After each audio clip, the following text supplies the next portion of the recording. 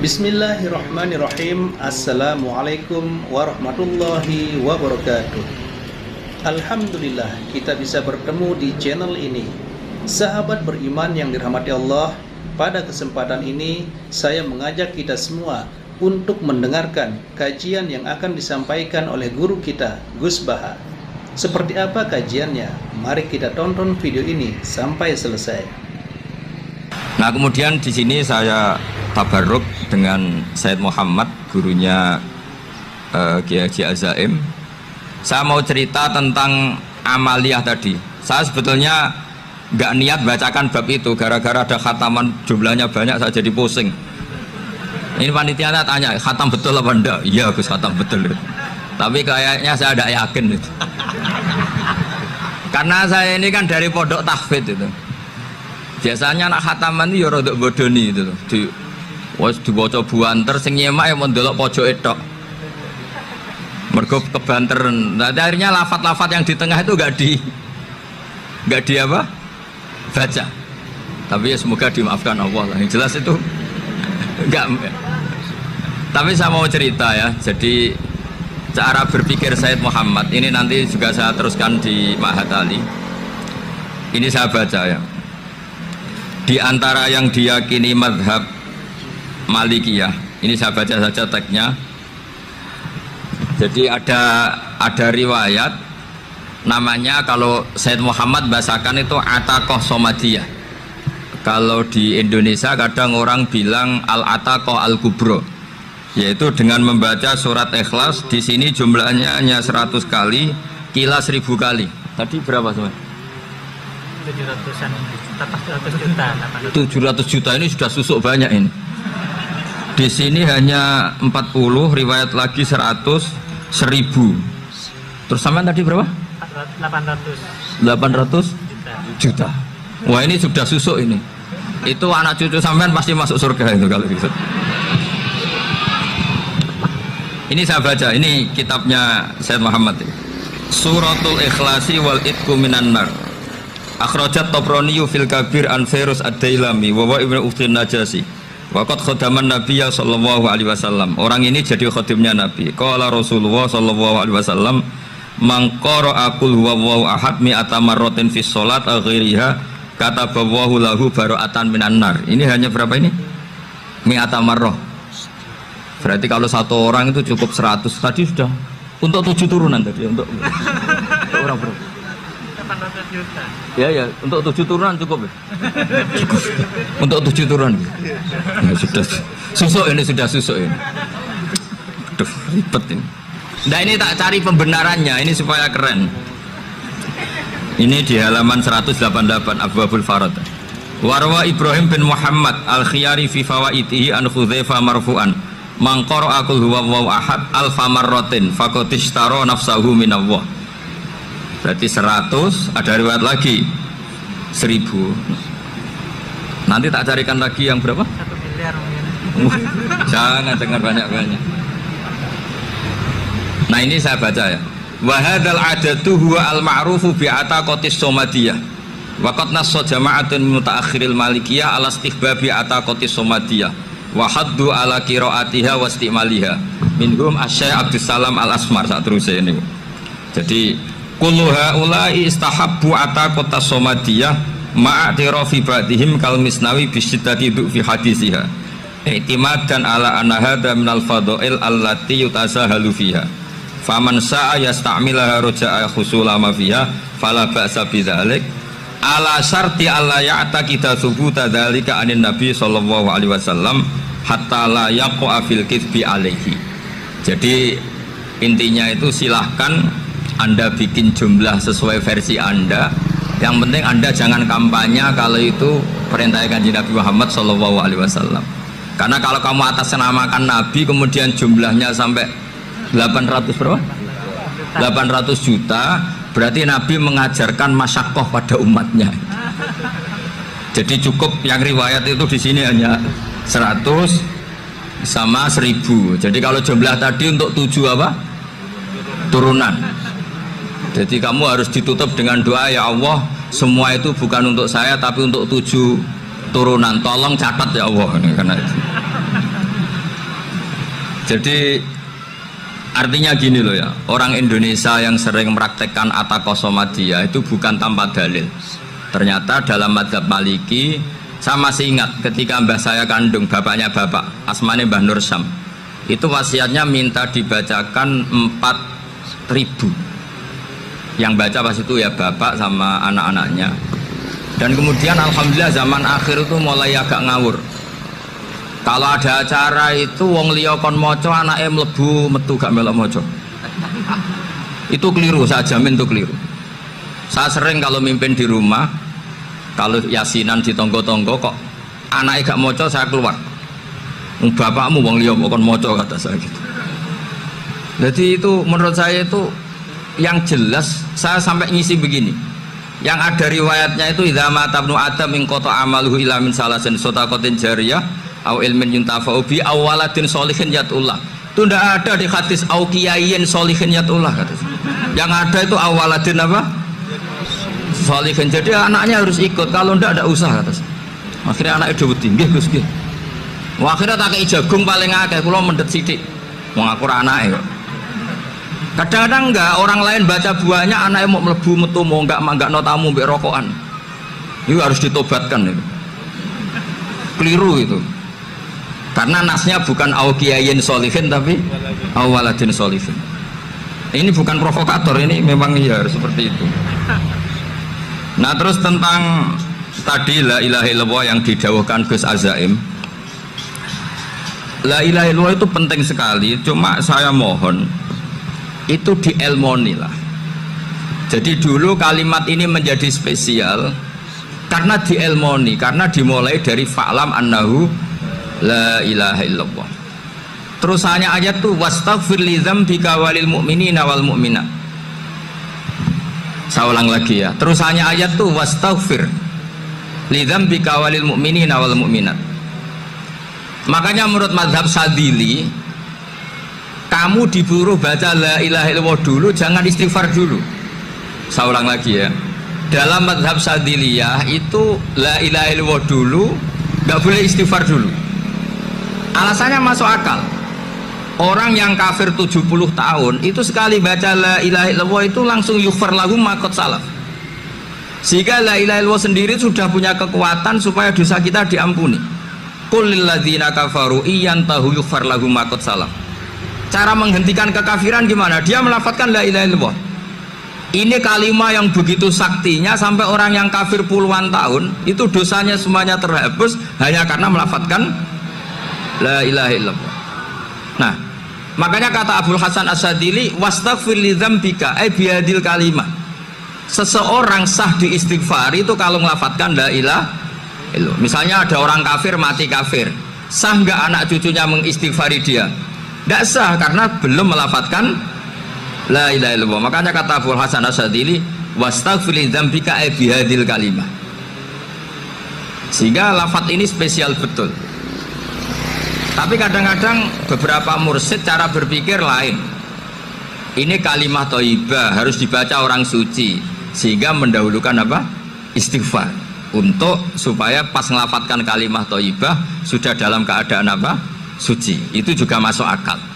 Tapi secara meyakinkan saya sendiri lebih mengikuti manhajnya Abil Hasan Asyadzili karena alasannya tadi, yang kafir puluhan tahun saja langsung luntur dosanya karena melafadzkan la ilaha illallah. Artinya la ilaha illallah sendiri sudah bagian dari istighfar. Nah, ya tadi buktinya fa'lam annahu la ilaha illallah terus wastaghfir li dzambika walil mu'minina. Jadi orang sah diistighfari itu setelah dipastikan sah tauhidnya. Jadi setelah tauhidnya sah yaitu la ilaha illallah baru sah apa? Diistighfari. Sehingga orang kafir, seolah lagi orang kafir yang mati kafir, anak cucunya tidak boleh apa? Tidak boleh menistighfar.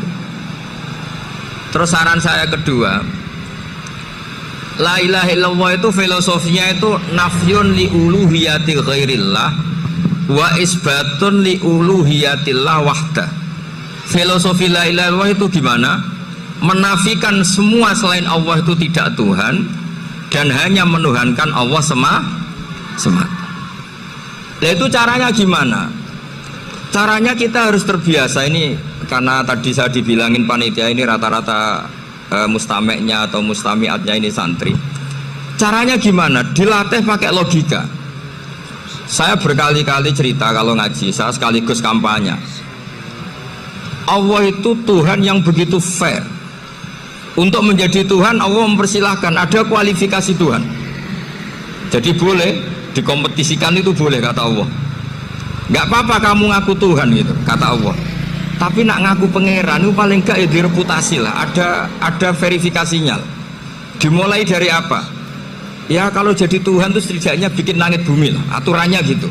Jadi kalau daftar bupati ya daftarlah ke KPU. Masa tahu-tahu jadi apa? Tuhan kemudian tidak punya prestasi bikin langit bumi. Sehingga Allah itu cara ngendikan itu ya fair. Qul ara'aitum ma tad'una min dunillah aruni madza khalaqu minal ardi am lahum syirkun fis samawat. Coba yang kamu tuhankan selain saya, prestasinya apa kan?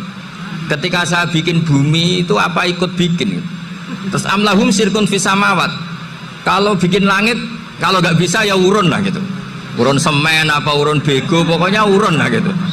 Urun ora, gawe bumi ora, ngerti-ngerti ngaku dadi pangeran. Kul hatu burhanakum. Jadi ya kan ya lucu kan, misalnya syarat kiai di Salafiyah kan keluarga Kiai As'ad, cucunya ngaji ngalim. Orang keluarga Kiai As'ad tuh aku kiai utama di Salafiyah. Oh mesti di penjara ya. Lah yo gak gawe langit bumi, gak ada prestasi terus ngaku sebagai apa? Tuhan. Jadi saya ulang lagi, ngaji seperti ini itu sebetulnya lebih ke show, pertunjukan. Supaya pertunjukan ini tidak dosa, saya isi ngaji betulan. Tapi jangan diulang. Karena biasa ngaji rutin. Saya di Jogja tafsir Jalalain sudah juz 23. Pernah khatam hikam. Sekarang Nashihul Ibad separuh.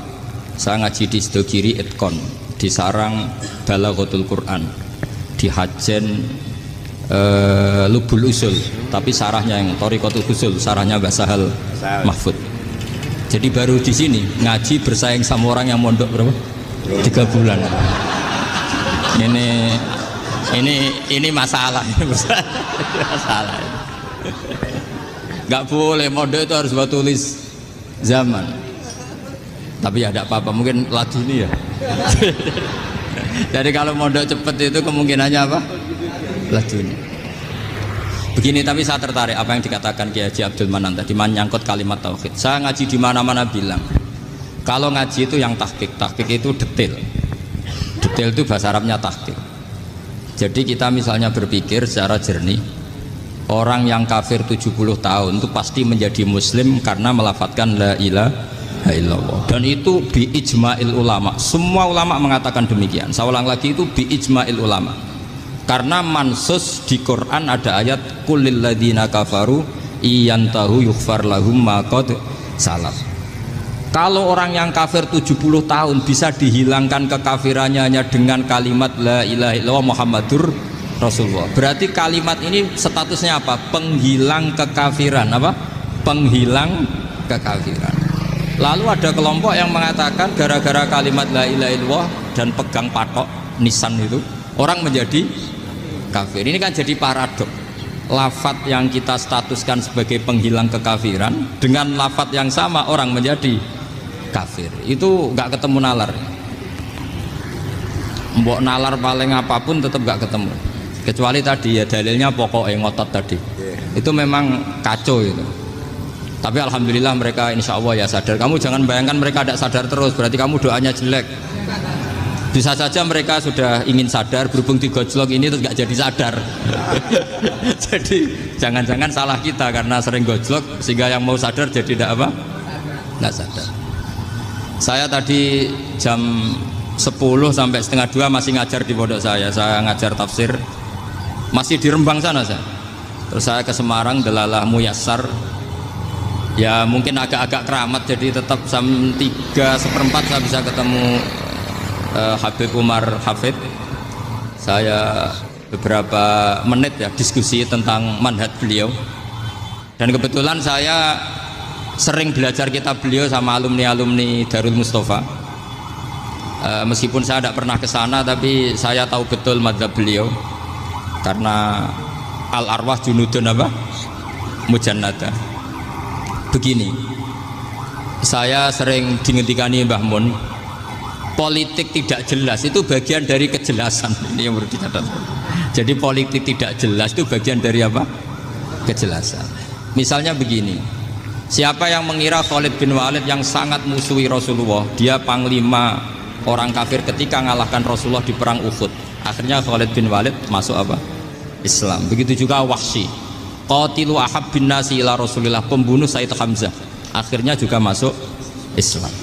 Begitu juga Abu Sufyan, dia pemimpin besar kafir Mekah ketika perang Badar, ketika perang Khandaq, akhirnya juga Islam dan menjadi mertua Rasulullah Shallallahu Alaihi Wasallam. Dari fakta ini kemudian banyak ulama alim yang ngambil sikap itu ya coro Jawa itu anggang-anggang. Anggang-anggang itu gak tegas, tapi gak tegas dari rumusan ilmu yang detail. Saya ulang lagi, gak tegas tapi dari rumusan ilmu yang apa? Detail. Bisa saja orang yang sekarang kafir suatu saat mukmin atau muslim. Bisa saja yang sekarang sedang fasik suatu saat soleh. Bisa saja yang mondok 3 bulan Rois PB NU. Sementara yang mondok lama kadang Kiai RT. Tapi itu hanya hukum duniawi. Saya yakin yang Kiai RT ini PBNU di akhirat. Karena mondoknya lebih apa? Lama. Itu tak jamin. Saya juga berencana mimpin NU di akhirat saja, bukan di dunia. Makanya saya mohon SK itu berakhir muktamar mendatang. Karena saya sudah kiai sebelum diangkat. Makanya saya ulang-ulang, kalau pengangkatan itu niatnya ikrar, saya terima. Tapi kalau niatnya ngangkat, tak gugat di pengadilan. Ini tidak guyon, ini betulan itu. Ya tapi ini hanya guyon saja. Nah ini penting saya utarakan teori ngaji ya. Ini saya bacakan naskah asli Sayyid Umar Hafid supaya Anda dapat barokah beliau. Karena beliau selain alim allamah, muridnya Habib Salim, juga beliau pernah ngaji kutub Sayyid Abdul Qadir Segaf di Jeddah. Juga beliau sering istifadah di beberapa kiai. Ini saya baca teks Arabnya kemudian saya terjemah. Bagi yang tidak setuju pemaknanya bisa gugat, karena saya baca Arabnya. Yang nggak setuju pemaknanya bisa gugat, tapi tak jamin kalah karena saya paham betul teksnya maknanya seperti itu. Logikanya tadi ya, ketika Rasulullah ngambil sikap tegas kepada qatilu Hamzah yaitu Wahsy, dan ketika Rasulullah ngambil sikap tegas pada orang-orang yang mengalahkan beliau di perang Uhud, kaifa yuflihu qaumun fa'alu bi anbiya'ihim hakadha, bagaimana mereka jadi orang benar atau orang yang dapat apa? Kebahagiaan kalau mereka perlakuannya seperti Nabi seperti ini, yaitu Nabi sujawaju masyhur wa kusirat ruba, yaitu Nabi itu wajahnya terluka, gigi serinya tanggal. Orang-orang seperti ini tuh nggak akan bejo kalau orang Jawa, nggak akan falah. Tapi apa yang terjadi? Allah menurunkan ayat laisa laka minal amri syai'un aw yatuba 'alaihim aw yu'adzibahum. Muhammad itu bukan wilayah kamu ngecap orang, menstigmasi orang itu tidak wilayah kamu. Saya bisa saja mengampuni mereka atau menyiksa saya itu atau menyiksa mereka itu wilayah saya, kata Allah. Saya bisa saja mengampuni mereka atau menyiksa mereka itu wilayah saya. Sehingga akhirnya apa? Rasulullah tidak ngambil sikap yang mungkin orang lain mengatakan itu tidak tegas. Tapi itu kearifan. Betul, akhirnya Wahsy malah masuk Islam. Khalid bin Walid panglimanya juga masuk Islam. Dan beberapa orang kafir juga masuk Islam, termasuk mimpinihim, ketuanya yaitu Abu Sufyan. Ini penting saya utarakan. Makanya ini saya baca pembenaran dari konstruksi pikiran tadi. Nah ini supaya khas. Ini khasnya orang mondok 10 tahun nih. Jadi ini tak baca ini. Baik, biar jelas ini nanti teksnya persis ya, tidak saya rubah. Ini di kitabnya Habib Umar Hafid, namanya itu Taujihun Nabi Limardoti Bari. Kalau diterjemah ya mengarahkan orang yang sadar. Nabi itu orang yang sadar ya, sampai ini termasuk orang yang sadar. Limardoti Robbi, menuju mendapat ridho Tuhan atau Allah Subhanahu wa Ta'ala. Saya baca teksnya ini di halaman 179. Ini tidak ada yang saya rubah, tidak saya kurangi. Bismillahirrahmanirrahim. Fala budda an wattina qulubana ala annana khadamatu ahli hadzal qaul wa yattali Allah min qulubina annana na'taqidu imkaniyata ayyasfa fi ahadina yaumal qiyamati man huwal ana kafirun yuslimu faya'lu sya'nu indal haqqi fayakunu sababan li kholasika fil qiyamah yumkinu dzalik. Jadi kita-kita para dai, para kiai itu adalah khodamatu hadal kaun. Kita ini adalah pelayan alam raya ini yang selalu berharap alam ini akan lebih baik. Orang yang sekarang sedang kafir bisa saja nanti yang nyafaati kamu di akhirat, yaitu mereka masuk Islam lalu Islamnya lebih serius, akhirnya punya hak syafaat. Sementara kamu Islam mulai kecil tapi biasa-biasa saja seperti ini, mulai dulu ngaji terus sama Ki Abdul Manan, nggak pernah yang ngisi ngaji, itu artinya nggak ada perkembangan. Makanya saya nggak ingin ngaji lagi karena saya ingin perkembangan Anda nanti tukang mengisi, bukan yang diisi. Kalau saya nanti ngaji lagi di sini, artinya Anda kalau tetap mendengarkan itu tidak ada perkembangan. Pantas saja semulang Gus Bahak sampean sing ngaji. Sekali-kali ada perkembangan, saya ngaji sampean yang mulang, itu bagus itu. Meskipun itu perkembangan yang menyesatkan.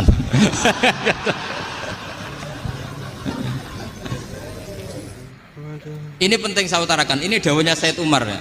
Orang yang sekarang sedang kafir bisa saja orang ini nanti nyafaati kamu, yaitu beliau orang ini Islam, kemudian Islamnya serius, maka punya hak syafaat. Sementara kamu Islamnya biasa-biasa saja. Itu masyhur kayak Sayyidina Umar. Sayyidina Umar Islam di hari itu langsung makomnya makom yang a'la, sehingga mengalahkan yang sudah Islam lebih lama. Karena Islamnya Umar itu menjadi izzatul Islam betul.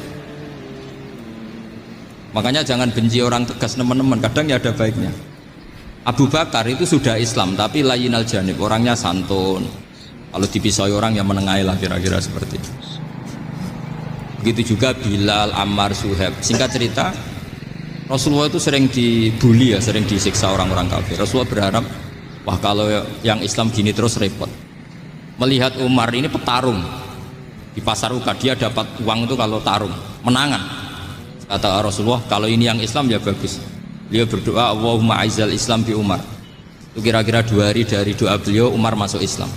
Itu pertama masuk Islam itu orang-orang kafir diparani. Kalau kamu ganggu Rasulullah Muhammad tak bunuh. Semenjak itu orang kafir yang gentenan sembunyi. Sehingga kata para mereka yang Islam selalu jaya mut aslama Umar, ketika Umar masuk Islam. Itu dalam 1 hari Islam itu Rasulullah sudah ngendikan Umar yang Islam sehari ini imannya kalau ditimbang separuh ahli dunia masih unggul sama Islamnya Umar. Nah bisa saja seperti itu. Jadi saya minta sama teman-teman yang mencintai ilmu, tidak tegas itu bagian dari ketegasan dalam ilmiah. Karena kita ini tidak mengendalikan dunia, tidak mengendalikan hidayat, hanya Allah piyambak yang ngasih hidayat. Maka sikap kita laisalaka minal amri syai'un aw yatuba alaihim aw yu'adzibahum. Rasulullah yang ahabbul khalqi ilallah saja tidak boleh tegas karena semuanya potensi itu ada. Cuma kita tegas dalam kebenaran saja, tapi nggak perlu tegas dalam mengawal kebenaran. Kenapa demikian? Karena Islam ini agama yang akan dijaga Allah ila yaumil. Yang jaga Islam bukan PBNU, bukan PP Muhammadiyah, bukan kiai. Yang menjaga Islam namun Allah Subhanahu wa ta'ala. Makanya Sayyidina Umar itu kalau disuruh mikir Islam itu gak mau betul. Masyhur itu dalam tarikh. Umar mimpin itu sukses, banyak futuhat.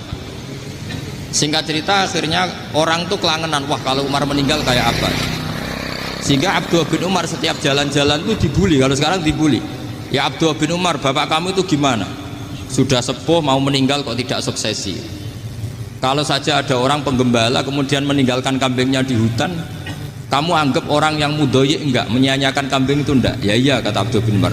Apalagi amru hadil umat ini mau ditinggal gelanggang, nanti suatu saat Umar meninggal. Mbok yo suksesi supaya jelas. Logika itu diaturkan ke Umar radhiyallahu anhu, ke Sayyidina Umar. Pertama Umar agak tertarik dengan logika itu. Lama-lama beliau marah. Tidak jadi. Saya tetap tidak akan istikhlaf, tidak akan suksesi, dan saya tidak akan mikir Islam katanya. Islam akan diurus oleh Allah Subhanahu. Terus beliau ngendikan, Islam ini jalan ketika ditinggal Abu Bakar, bahkan ketika ditinggal ahabbul khalqi ilallah akramul khalqi indallah, yaitu Rasulullah Muhammad sallallahu alaihi wasallam. Coba Islam dulu dipimpin Abdul Qadir ketua wali, dipimpin Wali Songo, dipimpin orang top. Sekarang dipimpin mondok 3 bulan jalan. Karena Islam yang ngatur Allah Subhanahu wa ta'ala. Jadi ini penting. Loh coba ustadz tuh banyak yang nggak bisa ngaji loh. Tapi ya laku ya nggak masalah. Loh saya kemarin di Korea seminggu. Itu TKI jadi khotib, ada yang jadi mufti. Ada yang jadi suriah. Itu ada yang di sana jadi suriah, pulang ke kampung angon kambing lagi. Loh itu teman saya kenal. Suriah Korea. Iya suriah Korea tapi. Artinya gini, bahkan masjid semua yang di Korea itu didirikan oleh TKI dan TKW. Mereka digerakkan Allah untuk mikir agama, karena agama ini milik Allah. TKI saja mikir. Makanya ini penting, yo dakwah tapi tauhidnya sing kenceng, jangan dakwah kenceng tauhidnya kendor. Itu bahaya betul. Saya ulang lagi ya, ini dawuh Habib Umar. Jadi kata beliau, fala budda'an wattina kulubana, kita harus yakin seyakin-yakinnya bahwa semua kemungkinan itu mungkin.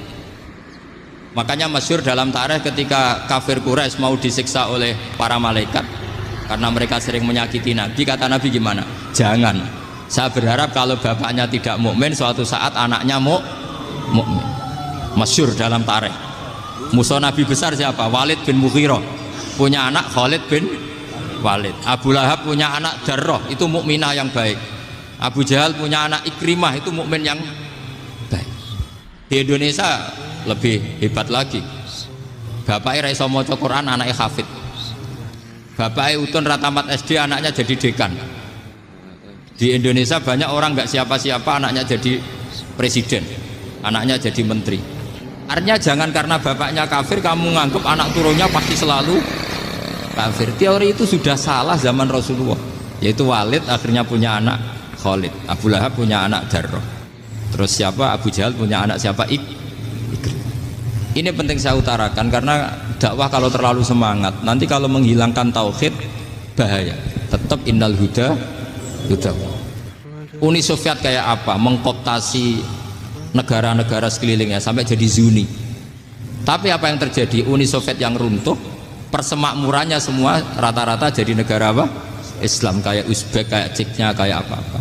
Karena agama ini diurus Allah. Sehingga kalau tapi kamu ngitmai agama nggak apa-apa. Makanya istilahnya Habib Umar, khodamah itu pelayan, nggak apa-apa. Kita ngitmai agama itu nggak apa-apa. Dengan ngitmai terus mikir nggak apa-apa. Tapi jangan mikir yang merasa kalau kita mati, wah nanti agama ini kukut karena saya mati. Kamu itu siapa? Agama Islam ini tidak pernah dipasrahkan kamu. Diurus oleh Allah Subhanahu wa ta'ala sendiri.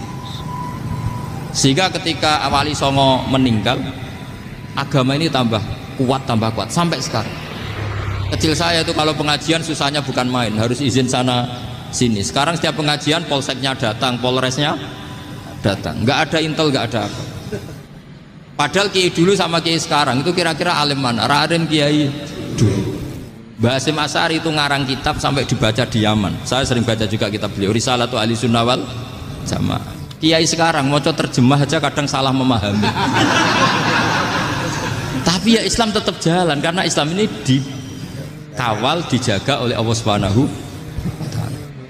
Masya Allah, sungguh luar biasa yang sudah disampaikan oleh guru kita, Gus Baha. Sahabat beriman yang dirahmati Allah, tentunya kajian ini belum selesai. Mari kita lanjutkan dan tonton sampai selesai. Maka kalau dalam cerita tarikh sirahnya Ibnu Ishaq itu, tauhid itu penting. Beliau cerita begini, Sayyid Abdullah itu namanya Abdullah bin Abdul Muthalib. Kita tahu kenangannya Rasulullah terbanyak itu bukan dengan Sayyid Abdullah tapi dengan Sayyid Abdul Muthalib, dengan mbahnya. Karena Nabi itu mulai kecil dirawat oleh siapa? Mbahnya. Yaitu yang disebut Nabi ketika 2 bulan kan abahnya sudah meninggal. Ya saya baca ya, pakai bahasa Arab biar jadi bid'ah. Nanti kalau bahasa Indonesia ada bid'ah. Tidak betul. Diba atau berjanji sebenarnya itu kitab sejarah, berhubung dibaca bahasa Arab terus kayak mantra. Terus yang belakang mau nyenggai soleh aleh, sehingga kubu sebelah bilang tuh khurafat dan bid'ah. Coba diterjemah ini, coba nanti saya baca bahasa Arab. Walamma tamma min hamli syahroni ala masyuril aqwalil marwiyatu fi bil madinati abuhu Abdullah wa kana qad istaza bi akhwalihi bani adi minat taifatin najariyah wa makatha syahron saqiman yu'anu nasukmahu wasakwa. Terus di pojok sana bilang sholli alaihi. Pasti kubu sebelah yang liwat, wah itu khurafat bid'ah karena dianggap mantra. Padahal artinya coba sampean baca bahasa Indonesia. Ketika hamil Rasulullah umur 2 bulan, abahnya meninggal di kota Abwa. Kota Abwa adalah kota keluarga besar ibunya Sayyid Abdullah. Kebetulan pas ke sana beliau sakit sampai 1 bulan dirawat. Bid'ahnya di mana kalau diterjemah? Wong itu kitab tarikh. Makanya saya nggak tahu yang membidah-bidahkan tiba itu karena tadi. Tapi sampean juga ikut salah karena nyenggai sholawatan tok itu. Jadi makanya saya bilang tadi kalau bahasa Arab bid'ah, kalau sudah terjemah bid'ah karena kelihatan kalau itu hanya kitab tarikh. Loh, coba bid'ahnya di mana? Wa ba'du fa'aqulu wa Muhammad bin Abdullah bin Abdul Muthalib bin Hashim. Itu kalau diterjemahkan, kamu harus tahu siapa nama Muhammad. Muhammad punya abah siapa? Rasulullah Muhammad Abdullah. Punya abah siapa? Abdul Mut. Punya abah siapa? Hashim. Coba baca gitu di kubu sebelah. Oh iya. Berhubung baca bahasa Arab. Wa ba'du fa'aqulu wa Muhammad bin Abdullah bin Abdul Muthalib bin Hashim. Jadi itu hanya salah baca saja. Maksudnya salah yang hukumi, bukan salah yang baca, salah yang apa? Hukumi. Sayyid Abdullah ini orang yang tauhidnya sangat kuat. Sayyid Abdul Muthalib lebih kuat lagi. Saya cerita sedikit betapa pentingnya tauhid. Ketika pasukan Abraha bawa pasukan gajah mau menyerang apa? Ka'bah. Itu sebelum menyerang itu semua aset-aset milik orang kafir Quraisy, milik orang Quraisy lah. Itu ditawan, diambil, termasuk milik Sayyid Abdul Muthalib, milik Abdul Muthalib. Terus ketika mau masuk Ka'bah, mau masuk Mekah, kata Abraha, man sayyidu hadal wadi, siapa yang kamu tuakan, yang kamu pertuan di sini? Oh, Abdul Muthalib. Abdul Muthalib itu dipanggil, itu auranya luar biasa. Abraha yang di tempat perkemahannya itu harus duduk di atas karena dia raja, itu duduk di atas gak berani, saking wibawanya Abdul Muthalib. Ini mbahnya Rasulullah. Akhirnya Abraha bilang gini, saya duduk di bawah tidak mungkin karena saya raja, kamu duduk jejer saya tidak mungkin karena nanti umat saya kecewa karena raja kok disaingin gitu. Ya sudah, sambil berdiri-diri kita ngomong. Akhirnya Sayyid Abdul Muthalib tadi diomongin gini, saya itu tidak ingin merusak orang-orang Mekah, orang-orang Quraisy. Saya hanya kecewa punya tempat ibadah dikencingi, diberakin sehingga saya mau merubuhkan Ka'bah, tapi dengan damai, nggak ada perang. Apa jawabnya Abdul Muthalib? Lucu. Gak apa-apa, Ka'bah kamu robohkan silakan, gak apa-apa. Yang penting unta saya yang kamu sita kembalikan. Harta saya yang 100 unta kamu sita kamu kembalikan. Itu Abraha kagetnya bukan main. Kaget karena kamu itu pemimpin apa? Tadi saya hormat kamu karena kamu tak anggap orang hebat. Hadhil Ka'bah dinu abaika. Ini Ka'bah itu agama kamu. Pas saya hancurkan kok kamu tenang-tenang saja. Padahal pas mau saya hancurkan kamu tenang-tenang saja, malah tanya unta kamu itu gimana? Apa jawabnya Abdul Muthalib? Inna lihadal baiti robban hamahu. Sebab Ka'bah itu ada yang punya dan pasti akan melindungi Ka'bah. Tapi kalau unta itu milik saya, ini urusan saya, ini unta. Jadi inna lihadal baiti robban hamahu itu tidak milik saya, itu ada yang punya. Ya sudah, biar yang punya aja yang jaga, itu tidak urusan saya. Akhirnya unta dikembalikan, aman deh, untung double. Terus akhirnya dia ke Ka'bah, fa'akhudha bi halaqatil bab, karena dulu apa itu halaqatil bab, karena dulu itu yang dipakai apa itu pegangan itu bentuknya apa, bulat, makanya diistilahkan halaqah apa, bulat. Kalau sekarang halaqah ilmiah itu seminar, itu benar. Halaqah itu buruhi lain lagi. Ya. Pegang terus bilang gini, kata Abdul Muthalib, ya Allah, Ka'bah ini mau dihancurkan oleh Abraha. Ka'bah ini milik kamu. Saya mau ke gunung, mau melihat apa yang kau lakukan terhadap orang yang mau merusak Ka'bah. Abdul Muthalib bilang ke umatnya, wa ya qaumi, ayo kita ke gunung melihat ma fa'ala rabbuna, apa yang akan dilakukan Tuhan kita terhadap orang yang mau menghancurkan Ka'bah. Jadi santai saja, santai. Terus Abdul Muthalib naik gunung sama orang-orang Quraisy. Abraha datang mau merusak Ka'bah, terus terjadi alam taro kaifa fa'ala rabbuka bi ashabil fil. Itu melihat. Dan betul Ka'bah dijaga Allah. Islam juga gitu. Ketika Islam dikooptasi Uni Soviet, semua ulama, semua wali perasaannya hanya nunggu kehancuran Uni Soviet karena pasti agama ini dijaga Allah. Saya setiap sholat, setiap munajat kata ketika baca Rabbana lakal hamdu bil samawati wa mil'ul ardi. Dulu saya iskal itu janggal. Ya Allah, engkau zat yang layak dipuji, yang pujian itu memenuhi langit dan bumi. Pikiran saya kalau bumi ateis itu mujinya kayak apa? Tapi masya Allah ketika saya datang di Korea, bumi ateis ternyata di sana banyak masjid, banyak tasbih, bahkan ada sakduna di sana. Karena Allah sudah ngendikan lakal hamdu mil'us samawati wa mil'ul ardi. Dan sekarang nyata semua bumi ateis, bumi apa saja ada tasbihnya, ada tahmidnya. Makanya sadaqallahul adzim ketika ngendikan sanurihim ayatina fil afaq walladzi arsala rasulahu bil huda dinil haqqi liyudhhirahu 'ala dini. Makanya saya mohon sekali bahwa agama ini harus kamu khidmah. Tapi enggak boleh kamu pikir. Atau dibaliklah, khidmah maka memikir. Tapi tidak usah GR bahwa agama ini diserahkan sampean. Saya juga agak ridho. Agama kok diurus orang-orang kayak gini, kayak apa nasibnya? Jadi ini penting karena rata-rata kiai alim itu tidak jelas. Terus oleh orang-orang yang nggak pernah ngaji itu, wah ini nggak jelas, nggak tegas. Islam itu harus tegas. Maksudnya tegas itu kayak apa? Tegas itu di wilayah kita. Kalau istri kamu mau diperkosa orang itu boleh tegas, itu wilayah kamu. Tapi kalau hidayat itu wilayahnya Allah Subhanahu wa Ta'ala, kita tidak pernah tahu. Bahkan yang sudah Islam saja, nyuwun sewu, itu nggak ada jaminan mati husnul.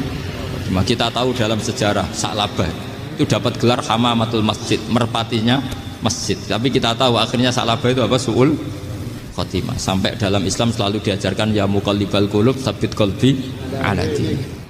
Jadi kalau kita sendiri saja masih ingin selalu husnul khotimah, agak ada ruang untuk mudah menvonis orang. Makanya saya salut sekali ketika Habib Umar menulis kita semua ini mengkhidmai hadal kaun dan selalu berharap bisa saja suatu saat orang yang sedang kafir bisa saja suatu saat muslim. Nah soal kalau yang sama yang harbi menyerang kita ya tarung. Kalau artinya kalau yang merangi kita ya kita wajib perang, kalau enggak ya habis kita. Seperti kita lakukan ketika diserang Belanda. Tapi ketika mereka musta'man, dhimmi, mu'ahad, orang-orang kafir yang mau berdamai dengan kita ya kita damai. Sebagaimana yang dilakukan Rasulullah SAW ketika berdamai dengan kafir Quraisy yang dipimpin Suhail bin Amr. Masyhur itu dalam tarikh. Singkat cerita kan Sayyidina Ali ini pernah konflik sama orang Khawarij. Kata Sayyidina Ali, ya sudah lah, namanya kita musuhan, kita tidak usah ketemu, pakai mediator, kata Sayyidina Ali. Kata orang Khawarij, ini apa-apaan kok butuh mediator? Nggak ada Qur'annya, nggak ada hadisnya. Kira-kira kalau Pak Sayyidina Ali orang Jawa, nggak ada apa tidak tahu. Walhasil Sayyidina Ali akhirnya baca ayat wa in khiftum shiqaqa bainihima fab'atsu hakaman min ahli wa hakaman min ahliya.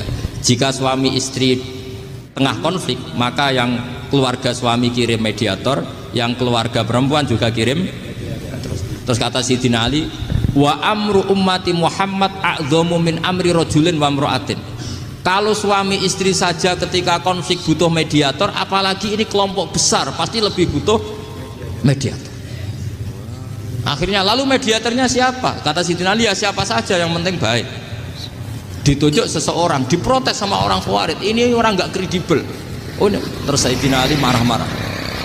Rasulullah itu pernah berdamai dengan orang, bahkan orang itu kafir, yaitu Sulhul Hudaybiyah. Nabi itu berdamai dengan orang yang bernama Suhail bin Amr, ketika itu kafir. Makanya ini menunjukkan bahwa musolahah ma'al kufar itu boleh demi kelangsungan bernegara, berbangsa. Kamu tidak usah meragukan reputasi NU. Ketika dulu kafirnya kafir harbi zaman Belanda, ya Mbah Hasim fatwa apa? Jihad. Jadi jangan kira tidak tegas. Kita tegas sekali, justru kita yang punya masa lalu tegas. Tapi kepada siapa dan dalam konteks apa? Paham ya? Terus ini penting sekali untuk dijernihkan. Ini saya baca berikutnya nanti, tidak supaya tahqiq. Saya syukur sekali, saya tadi sekaligus minta ijazah sama Habib Umar, dan memang saya ngaji ini lama sama teman-teman alumni Yaman, cuma belum pernah ketemu mu'alifnya. Tadi saya ketemu minta ijazah itu, dan beliau senang sekali, bahkan sempat bikin tulisan di kitab saya ini. Sama tidak perlu baca, karena kalau bisa ya biasa, kalau tidak bisa malu ya sudah, tidak usah baca sudah. Terus ini kata beliau, ini masih saya teruskan. Nahnu min hadhil intilaqah naktasibu thabatana wa quwwata yaqinina wa illa fa fil ardi mu'aridun wa muntaqidun wa mukhalifun min akhyarin wa asyrarin sholihin wa fasikin muslimin wa kuffar. Kalau kamu punya satu metode ilmiah, metode dakwah, kamu harus siap, karena pasti ada yang menentang. Yang menentang itu ya mulai orang soleh, tidak soleh, orang macam-macam. Jadi kalau sudah punya manhaj, memang dari awal harus siap apa? Ditentang. Jadi misalnya PBNU punya kebijakan apa, ya sudah siap saja dibully. Itu pasti itu, karena nggak ada manusia semua suka, semua benci. Kata beliau, anta in kunta fi syakkin min hadzal maslak wal manhaj fattabi man syi'ta wasaha angka ghaniyah wa in kunta ala yaqinin annahu al huda wa mirasun nubuwah wa annahu haqiqatu tarjamatil ahdi ma'rab fala tata'atsar min kalami ahadin yakunu mangkana. Jadi intinya kita mengawal Islam secara rahmatanil alamin itu justru kita berharap menjadi simpatik dan menjadikan mereka menjadi nopo Islam. Jangan ketika simpatik dianggap gak tegas. Saya masih ingat betul dawuh Mbah Mun, hak sekseni, kata beliau, saya masih ingat kalimatnya, sekseni akurat tegas itu berdasar ayat laisalaka minal amri syai'un aw yatuba alaihim aw yu'adzibahum, karena potensi sosial itu bisa rubah.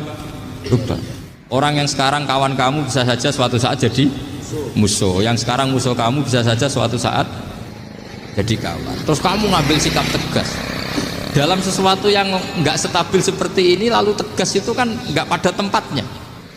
Makanya yang seperti ini kata Allah pakai asa itu menawa-menawa. Asa wahu ayyaj'ala bainakum wa bainal ladzina ataitum minhum mawaddah. Bisa saja orang yang sekarang musuhan dengan kamu suatu saat dijadikan mawaddah. Kamu udah mawaddah itu saling mengasihi. Kamu udah usah tanya, wallahu qadir, kata Allah, karena Allah mampu. Jadi dalam hukum-hukum sosial Allah seringnya bilang apa? Asa. Misalnya wasa antakrahu syai'a wa huwa khairul lakum, wasa antuhibbu syai'a wa huwa syarrul lakum. Karena masalah sosial ini semuanya asa, yang pernah tahu siapa? Bisa saja sekarang saya Rois Suriah, nanti SK-nya agak turun lagi, tapi saya tidak apa-apa. Bisa saja nanti santri 10 tahun dipimpin 3 bulan, nggak apa-apa. Bolak-balik nggak apa-apa, saya tidak akan kecewa. Karena masa Allahu kana wa malam yasa lam yakun. Wassalamualaikum warahmatullahi wabarakatuh. Sahabat beriman yang dirahmati Allah, itulah tadi kajian yang sungguh luar biasa yang sudah disampaikan oleh guru kita Gus Baha. Semoga ini bermanfaat. Assalamualaikum warahmatullahi wabarakatuh.